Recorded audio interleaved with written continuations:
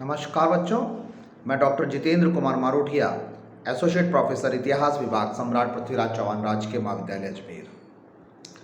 तृतीय वर्ष पास कोर्स, तृतीय वर्ष ऑनर्स, आधुनिक भारत का इतिहास, और अध्ययन कर रहे हैं लॉर्ड कॉर्नवालिस, गवर्नर जनरल।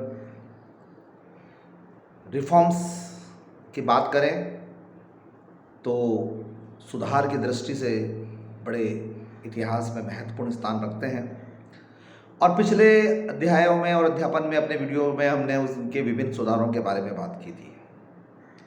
लेकिन वॉरेन हेस्टिंग्स जैसे पहले गवर्नर जाने जाते हैं इतिहास में, डलहौजी साम्राज्यवादी जाने जाते हैं, कर्जन दमनकारी जाने जाते हैं, लॉर्ड क्लाइव ब्रिटिश साम्राज्य के संस्थापक जाने जाते हैं। ठीक उसी तरीके से लॉर्ड कॉर्नवालिस का जो सबसे महत्वपूर्ण सुधार है, जिसके नाम से वे जाने जाते हैं, वह है भूमि का स्थायी बंदोबस्त, permanent settlement of the land. और उनके सारे सुधारों में से ये सबसे महत्वपूर्ण है। एक मन में उनकी थी कि जो लगान लिया जाता है उसमें कई विसंगतियां हैं, कई दोष हैं, और उस दोषों को वो दूर करना चाहते थे, इसलिए ये सबसे बड़ा कारण था। इससे पहले 1 वर्ष का बंदोबस्त था लगान लेने का, वो इस पर दूसरी तरीके से विचार करना चाहते थे, और इस कारण से उन्होंने सोचा कि एक स्थायी बंदोबस्त किया जाए। ठेकेदारों किसानों से अधिक वसूल करते थे, उस वसूली में वेरिएशन रहता था। सरकार के आदेश देती थी, ठेकेदार क्या लेते थे, किसानों का शोषण होता था या जो है। तो ऐसा विचार कॉर्नवालिस के दिमाग में आया कि कहीं ना कहीं पर इसकी पूर्ति की जाए। 1790 में उन्होंने 10 वर्षीय एक समझौता किया जमींदारों के साथ, और ये जो समझौता हुआ वह स्थायी बंदोबस्त कहलाया। कंपनी के संचालकों से अगर वह इसको अप्रूवल करा लेंगे, ऐसा माना गया कि जो ये समझौता हुआ है, ये अगर कंपनी वाले को सूचित कर देंगे या कंपनी से वह इसको परमिशन ले लेंगे, कंपनी के ईस्ट इंडिया कंपनी के संचालक से, तो फिर इसको स्थायी कर दिया जाएगा। और मार्च 1793 में इसे स्थायी कर भी दिया। ये एक बात जो है सामने निकल कर आई है। तो लॉर्ड कॉर्नवालिस के भूमि सुधार और उसके कारणों की बात करें जाए तो किसानों के हित में था, बार बार भूमि की पैमाइश करो, फसलों को नापो। किसानों के हित की बात उन्होंने दिमाग में की, लगान निश्चित नहीं था, उसमें कई विसंगतियाँ थी। इन सब को ध्यान में रखते हुए उन्होंने स्थायी बंदोबस्त कर दिया। बेसिकली अगर स्थायी बंदोबस्त की फीचर्स पढ़ें, विशेषताएं पढ़ें, तो सामने एक बात आती है कि जमींदार जो थे वो स्थायी, माफ करिएगा, वास्तविक स्वामी बन गए। जमींदारों को लगान निरंतर चुकाना है यदि वे जमीन का मालिक का मालिकाना या बनाए रखते हैं। तो जब तक वे चुकाते रहेंगे तब तक भूमि उन्हीं की है, और यदि किसी ने किसी कारण से नहीं चुकाया है तो जितना कर बचा हुआ है उसकी भूमि की नाप तोल की जाएगी और उतनी भूमि उससे कुर्क कर ली जाएगी। ये भी व्यवस्था की गई थी। ये भी वादा किया गया था कि जमींदार जो है, भूमि के जो राज्य है, सरकार है, स्टेट है, वो भूमि के अधिकार से स्वतंत्र हो गई है। अब जमींदार उसके मालिक हो गए हैं। जमींदारों को इसके अलावा किसी भी प्रकार का कोई भी कर नहीं देना पड़ेगा। ये भी एक विधि। और साथ ही जो लगान निश्चित किया है, जो मार्च 1793 में स्थायी बंदोबस्त होने के बाद में या स्थायी अप्रूवल होने के बाद में संचालक मंडल से, बोर्ड ऑफ डायरेक्टर से, उसके बाद में जो मात्रा निश्चित की गई है उसमें किसी भी प्रकार की कोई भी वृद्धि नहीं की जाएगी, घटाया भी नहीं जाएगा। अगर घटाया जाता है या बढ़ाया जाता है तो फिर उससे न्यायालय की से उसको पूर्ण अनुमति लेनी पड़ेगी। यदि उसके बावजूद भी ऐसा होता है तो फिर न्यायालय में जाने के लिए वह स्वतंत्र है। जमींदारों के जो सबसे गांव पंचायत में थी वो न्यायिक अधिकार उनसे छीन लिए गए। अब उनको सिर्फ बेसिक इसी पर ध्यान दिलाया गया कि आपको राजस्व का काम ही करना है। जमींदार भूमि का मालिक होने के कारण भूमि को बेच सकता था, विक्रय कर सकता था, खरीद सकता था, किसी को गिफ्ट भी दे सकता था, ऐसा भी कार्य उसको किया। जमींदार और किसान के पारस्परिक संबंध, चाहे वो व्यापारिक हो चाहे वो आर्थिक संबंध हो, वो किस प्रकार निर्धारित हो, इसके लिए जमींदार स्वतंत्र थे कि वो किस हिसाब से आपस में संबंध स्थापित करे।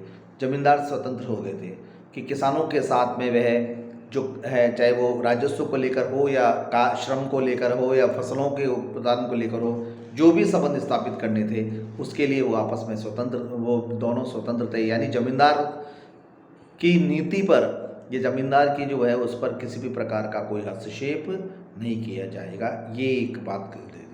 और इसमें स्टेट किसी भी प्रकार का हस्तक्षेप नहीं कर रही थी। ये बेसिक विशेषताएं सामने निकल कर आ रही थी और ये व्यवस्थाएं 10 वर्ष के लिए थी। अब एक 10 वर्ष के लिए पहले थी और मार्च 1793 में ये परमानेंट हो गई थी और ऐसा माना जाता था कि अब सामने एक बात और आती है जिसको हम कहते हैं परमानेंट सेटलमेंट का मूल्यांकन करें अपन, और इनको ये जानने की कोशिश करें कि जो उसके न्यायिक सुधार थे, जो व्यापारिक सुधार थे, जो प्रशासनिक सुधार थे, जो कॉर्नवालिस कोड लागू किया गया था, कलेक्टर्स और न्यायाधीश को अलग अलग किया गया था, प्रशासन को, राजस्व को और न्याय को, उन सब के बाद में जब उन्होंने ये लागू किया तो अंततः इसका हुआ क्या, इस पूरी स्थिति का सामने हम मूल्यांकन करें तो इस व्यवस्था में क्या स्थिति हुई।